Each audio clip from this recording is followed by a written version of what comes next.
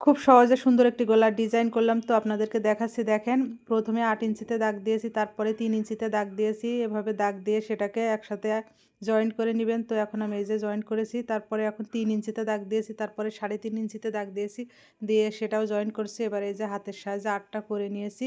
আর আমি একটা লাভ তৈরি করে রাখছিলাম, আপনারা এভাবেই কিন্তু লাভটা তৈরি করে রাখতে পারেন, আপনাদের চাহিদা অনুযায়ী দিবেন। তো আমি আমার এই সাইজ অনুযায়ী দিয়েছিলাম। তো এখন সেটাকে দাগ দিয়ে এখন কেটে ফেলবো। এই যে আমি এখন কেটে ফেলতেছি।